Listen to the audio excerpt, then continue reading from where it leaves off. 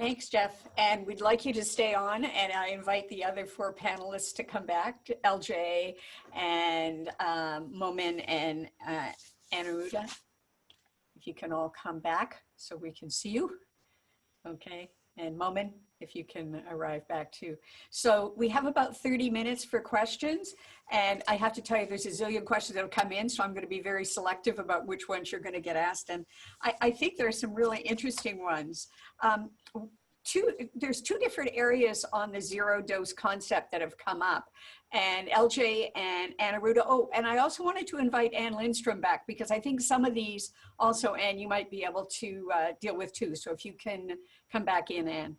So Anuruddha, the zero dose concept has been really important in low income countries and what Gavi's been working on, but could this concept work in middle income countries and high income countries? So I'd love to have the three of you, LJ, Anuruddha, and Ann, answer that question, because it's a complex, but I think very interesting question. So Anuruddha, your comment, briefly. So zero dose is a new concept, in at least the countries that Gavi supports, because as I explained, this concept didn't exist. We never actually looked systematically at those children who were not receiving their first dose of DTP. And of course, it is as valid in lower middle income countries, right? Because we are seeing now countries that like Philippines, South Africa, Brazil, right, where the number of under-immunized or unimmunized children is increasing. So, and also in rich countries or high-income countries, because of vaccine hesitancy or even anti-vaccine sentiment, you see that. So I think the drivers of zero-dose children in some high-income countries may be different, but so far as upper middle-income countries are concerned, or lower middle, this is a very valid concept, because it actually indicates stigmatization and, as I said, compounded vulnerabilities that we need to take note of and start to address more proactively. So the flip of this for you, LJ, was could we apply this to the adult population for people who've never got their DTaP up, they've never had pneumococcal vaccine, they never had VZ, they've never had flu vaccine? Could we think about this? And this then flips over to some of what Momin said. Could we find some of these people with geospatial work and or work with them with their mobile phones? So LJ. Thanks, Tony. I think absolutely. I think unlike pediatrics, I think in pediatrics in the U.S., I think that zero dose is a trickier concept because of selective skipping of doses, as we know. But for the adults, I think that's a different concept, because I think then we're talking about access and awareness, and I think adults have never gotten a vaccine before. Will be definitely a gap that we can identify using geospatial technology as well to find out where they are within, like, for example, using zip code tracing GIS technology to find out whether it's an access issue because of geography. Is it a social economic issue? And then we can think about how we address that. But the problem, as Noni, is that in the U.S., we know of these social determinants of health and how tricky they are in the U.S. to kind of get at them. What I think we're going to see with this zero-dose concept with adults is that it's going to boil back up to this higher concept of geographic access. So I call them vaccine or preventive health deserts, just like food deserts. I also call them, for example, this idea of it's going to be one of those social determinants where it's an issue of trust, an issue of things that are not necessarily going to reflect beyond that, and that's one of the trickier discussion problems. It's going to be one of those bigger socioeconomic disparities concepts. So thank you. And coming over to you, Anne, to then put this back together again is, Gavi has really focused on childhood vaccines and HPV for school kids, but we've not really had a focus from WHO on adult immunization in the way we need to be thinking about it. And again, where's WHO going on this? And does the zero dose concept help us think about the desert that LJ was just talking about, where there's no immunization in any of the adults in that particular region? Anne? Well, yes, I think that, I think some of the other presenters also alluded to it. This may give us the kickstart that we need to increase access and actually reach and understand how we best do the adult vaccination and risk group vaccination. Because it's the elderly, but it's also the risk group vaccination, which we know come with huge complexities of definitions, finding them, monitoring, etc. But I want to come back to your first question. Actually, I do think that the zero dose concept is also relevant in children in high income countries. You do have deprived, undocumented migrants, those living on the margins, leaving from country to country. Even if it's not in the same maybe volumes as you would find in the highly populous countries with very low DTP3, DTP1, so the numbers are lower, but they exist. And the ideas are the same, right? You need to map, find, listen, adapt, tailor, and be responsive with your services in both children and in adults. Over. But we need to have that concept put into all of us as healthcare professionals that we need to go back about it in that way. And then Jeff, the last part that joins up to this, like I've taken about 5 questions and melded them into this one piece. Given that in high income countries, and you gave great US data, we all live near pharmacy. All right. And I know in the province that I live in, looking at the data here, for every family physician visit in a year, you're going to visit your pharmacy 28 times. Okay. So you're where the action is. So can we use that site, Jeff, as a place to really help deliver COVID vaccines, for example, once they become available and once there's adequate numbers to really access our adult population, which we don't do very well in the traditional way we've been trying to access them? Over. Yeah, no, I think it's a great question. And it's something that I've been working on with our California Department of Public Health through a CDC grant. And we're really using the flu as the model because we have pharmacists in full PPE and all of the new safety precautions put in place. Can you transition over with operational efficiencies in place to still have that high throughput? And of course, we are looking at, as LJ mentioned before, outdoor and drive-through clinics and all types of innovative approaches using where the pharmacy is. They have parking lots, they have larger stores, there's a grocery store. So there's all kinds of interesting settings where vaccine can be expanded out into those settings. And to be able to redeploy the pharmacist to do that, now that mail order is taking over a lot of medication distribution, we're giving our pharmacists more time for patient care programs. So to answer your question, yes, I think we can be a major help in distributing vaccines this year. And again, if we go with the systems that have been announced, at least in the United States, pharmacy stands to be a very easy access point for both patients and for the government to distribute.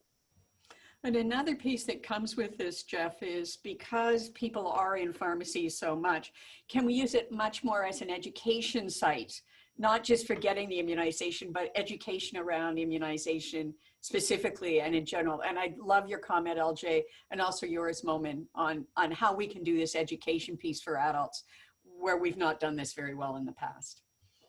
Yeah, I think the pharmacy, we've looked at this for many different, not just immunization, but other preventable diseases, and everything from posters and being able to target populations using databases that are available. And, you mentioned 28 times, take advantage of those 28 times when they come in. You don't have to do everything in one visit. You got 28 times, right? So it's being able to space out some of those interventions, target it, use the data you have, and really get the pharmacists out from behind the counter and in front where they need to be with their patients, which, I've traveled around the world. I see a lot of pharmacists out front. I'd love to combine that, what you see in developing countries, the pharmacists out front with the education and training and what they're allowed to do in the United States. I think we have a great opportunity. LJ, do you want to comment? Yeah, I'm also I totally agree with what Jeff said about pharmacists. And I think that the other thing we need to think about is, as I kind of suggested this, Loni, is this idea of where else is healthcare being delivered? And in the United States, and I think in many, many other countries as well, there's a shift, right? We're going towards these large systems where the healthcare system is now responsible for ensuring that the patient gets everything they need. And I think that's a good idea. I think one of the things that we can then do is we can leverage the healthcare systems, right? We can talk to them and provide them, obviously a lot of the return on investment for adult vaccines. Why is it worth your while in your business model, right? Be it chronic disease management, be it patient experience. Why is it worth your while to consider adult vaccines? And then provide them these strategies that, for example, Jeff has talked about. It's not just that you have to deliver the vaccines. If you can get a strong recommendation to go to a pharmacist, that works as well.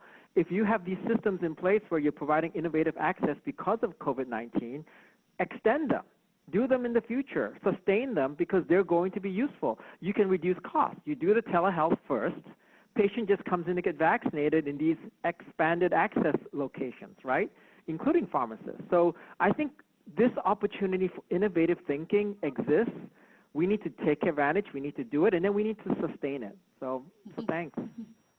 So, Anne, one of the questions that was raised that I hope you and Momin can have a comment on is literacy level one of the real issues around poor uptake in a number of countries, particularly low-income countries? And if that's a barrier, what can we do about it? And maybe Anuruddha wants to comment on literacy as well.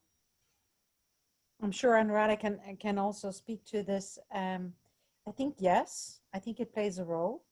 I also think that the oral communication between the healthcare provider and the parents, when the information can be shared in a decent, respectable way. But of course, if we go in towards digital tools and text messaging, of course, that will be a barrier. And I guess then that sharing and discussing the value of vaccine and needs, of course, again, to be then adapted to each context where you just have to ask the population themselves, what kind of information do you need and how? And then adapt your strategies over. Thanks. Anuruddha, do you want to add another comment on that one? So we have a lot of evidence on connection between immunization uptake and levels of literacy. And there is very compelling data that points to the fact that women, or caregivers, but mothers who are educated actually tend to bring their children for immunization, as you are. So there is a connection.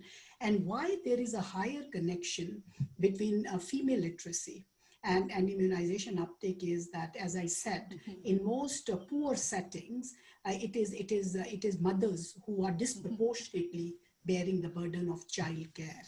And I think one of the things that we are trying to now address as a part of our strategy towards gender-related barriers is to make sure that men of the household are also brought into the conversation, right? And so there's some very interesting experiments we are doing. On digital literacy, I would say that there is some very interesting evidence that shows that there is a gender gap or there is a gender disparity in terms of access to mobile phones. So as we experiment some of these mHealth technologies and demand side interventions, I think we got to be very careful, because when you're looking particularly at zero-dose children, the poorest of the poor households, there, it has been found that digital technologies can sometimes exacerbate the underlying inequities. Momin, do you want to speak again to literacy and also access and whether you've got your phones and how you can use them, please?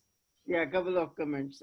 So I'll start with the literacy part. Definitely for us, literacy in all our studies using text messages, literacy has been a big hurdle, because 50%, as you saw the data, 50% of the mothers, and this was more in rural areas compared to urban areas, were not educated at all, were totally illiterate. And so text messages is then a big hurdle.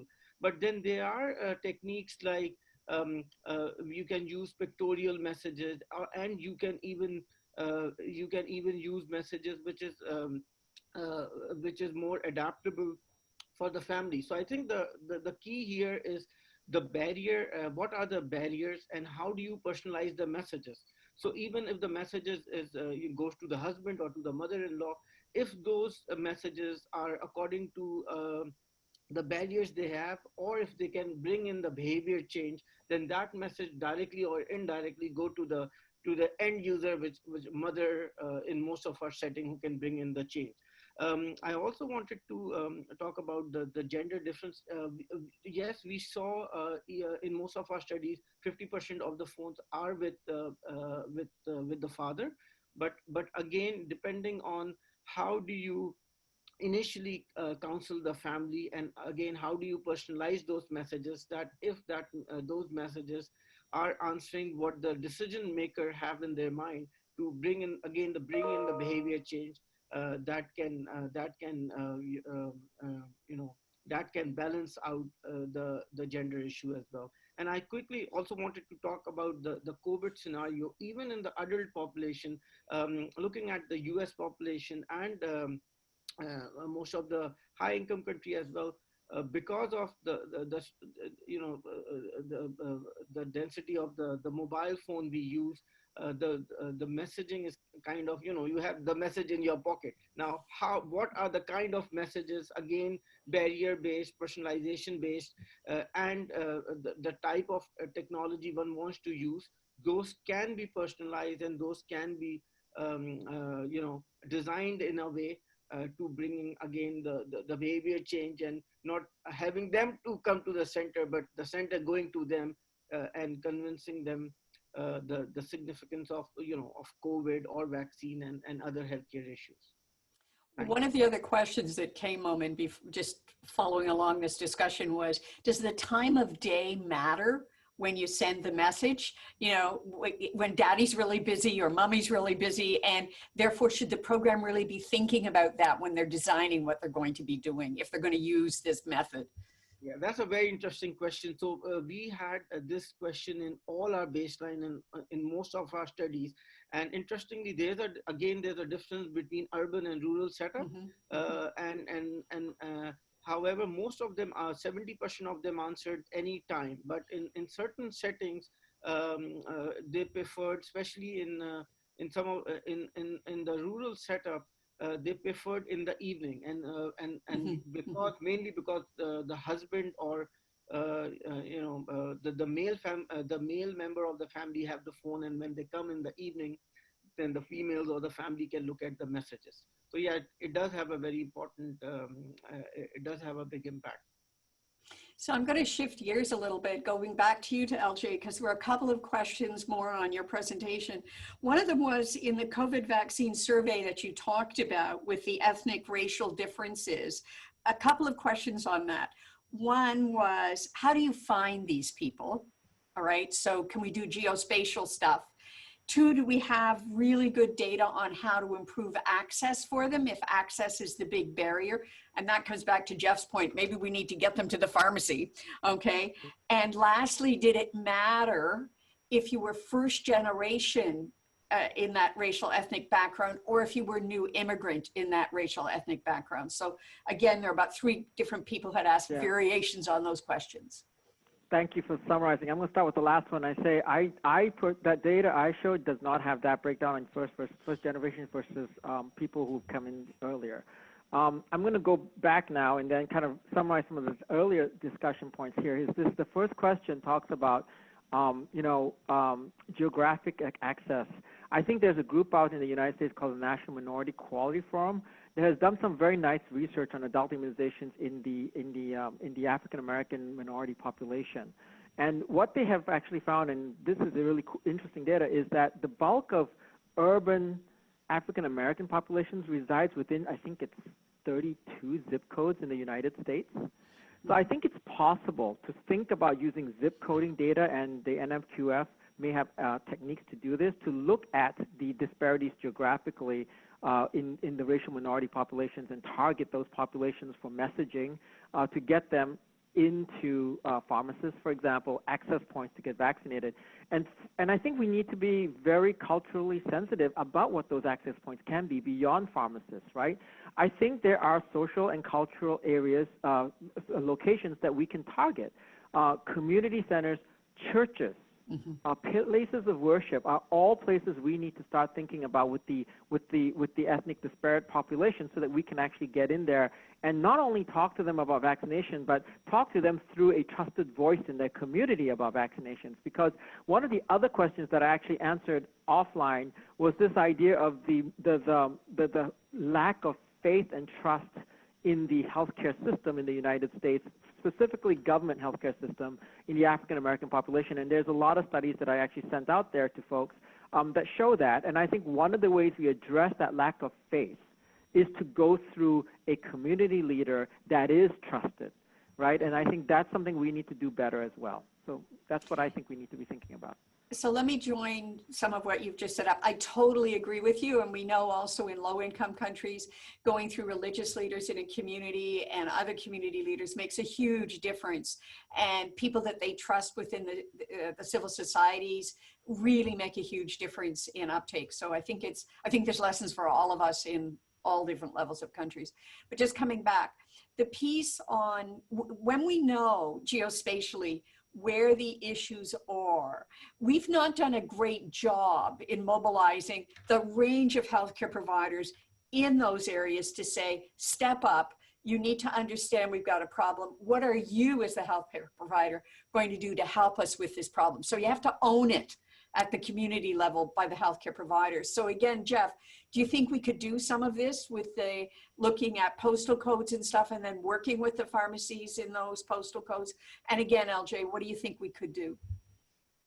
Yeah, no, I'll take the first part of that. Yeah, no, I think definitely looking at two things, I think, to help leverage in the pharmacy. One is, you mentioned sort of the trust issue, and I know LJ's talked about sort of the trusted leader within the community who could be a lot of different people. So in the case of pharmacy, one of the things that has been true for many years is that we top the Gallup poll usually for trusted professions until they introduced nurses, and then they went above, and then they just put engineers and they went above us. But so whenever they had someone new, it goes above. But I think the U.S. population, at least by Gallup poll, generally trusts the pharmacist for the information that they have to deliver. And on the side of the racial and societal mirroring, right, that we need to see, I think we do have a long way to go in pharmacy for pharmacists to mirror the communities they serve. But one of the things they're able to do, and the same thing in medical clinics too, is they hire technicians and clerks who are from the community. And then our job is then to educate the techs and clerks to do some of that baseline education about vaccinations, about the need for them, so then they can bring the pharmacists in to talk to the patient. So it's using all the personnel and mirroring your community is something I think community pharmacy has done a fairly good job of across the country. LJ. Let me just follow up on that and talk about the provider. I think this is the whole big thing, right? I mean, racial ethnic disparity policymaking is national, but implementation, like all public health, is local.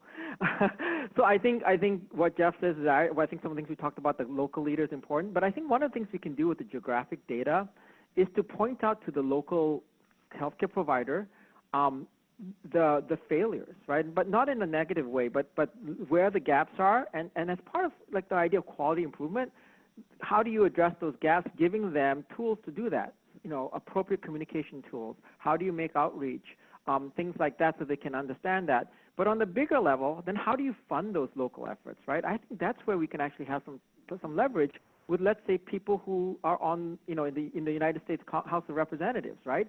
If you went to a House of Representatives that represented that zip code, that you can show that African Americans or Hispanic populations are vaccinated at 10% for pneumococcal vaccine, I think that's like, oh my God moment, right? And then maybe there's a way for that representative to galvanize not just fiscal support, but policy support locally in his or her zip code to improve that outreach to the public and to the provider. So I think we've got to think innovatively. We've got to think of ways to do this. It's not always easy, but I think this COVID-19 gives us an opportunity. So Anne, I know your video's off, but I think you're still there verbally. WHO and UNICEF had a document about how to work with religious leaders on trying to improve immunization that was put out, I don't know, maybe 6-8 years ago.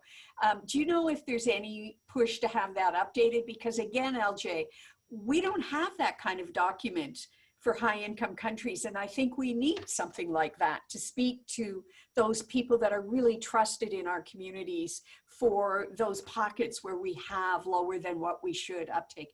Anne, any comment on that? No, not in the pipeline. I hear what you say, and I think it's very interesting. There's no one at the moment working on this particularly. There's a huge effort, as you know, with working on the misinformation and the, during the pandemic, in every possible way of using the trusted voices, etc., and involving those as much as possible, but not in a formalized kind of SAGE working group or delivery of a document or anything. I just know, LJ, in work I've done in, particularly in Africa, in many countries, the religious leaders play an incredibly important role. And this would be true in Canada as well. Not that everybody goes to church, but in many of the communities where we have low uptake rates, they do. And so it would be very helpful to have a document that really spoke to those religious leaders about how important immunization is and what they can do about it, and so on and so forth, so that they become the message deliverers, you know. Is Gavi going to do anything on that particular issue, Aniruddha? Well, we have invested a lot in this because, as I said, you know, we think that this has to be locally developed and adapted. For example, one example that immediately comes to my mind is one of Laos. And in Laos, you have ethnic minorities like, you know, sort of, and several of them. And the interesting thing is that the language of those minorities is prohibited for use under the national law. So clearly it's a problem of idiom, right? How do you even sort of approach those communities? And, you know, so a new audiovisual sort of communication methodologies and approaches, and so that's one part. So I think some people had said that, you know, language is important, idiom is important, your community, something that resonates with communities, and religious leaders, of course, have always been a very big part of our strategy. When I was in India and we were fighting polio, that was a very big part, right? So when I went to Indonesia, then, you know, we met with the ulama organization and, you know, working with ulamas. Indonesia is also a country where, because of halal issue, we saw several challenges. So I think they do play an important role, but the strategy that you would develop to rope them in would actually vary from country to country and context to context. One of the, we've only got about 2 minutes left, but one of the last issues, LG, I wanted to go after, Canada we have tons of new immigrants and refugees every year, relatively speaking. So our national immunization documents are there in 12 different languages because they have to be, because we have an issue. But I don't think, coming back to what Aniruddha is saying, that we've done a great job we've done translation, but I'm not sure we've done idioms and how the community thinks. How is this happening, for example, in the Immunization Action Coalition? Are you looking at some of these issues that Aniruddha just raised? So that's a really great question, and I think everyone here can probably speak to this a little bit. I think you're right. We translate. That's what we do, and that's what we've done really well. You know, IAC, we've got 27 different language translations. But this idea of the culturally competent communication document, we have not done. And I think it's a great idea, because I think we want to be able to speak in the, not the language, but in the cultural dialogue of the racial community that we're addressing. And that means understanding what is the societal doctrines, right? So we want to be able to say, you know, beyond the translation into a language, we want to be able to understand if a society is very, let's say, a collectivist.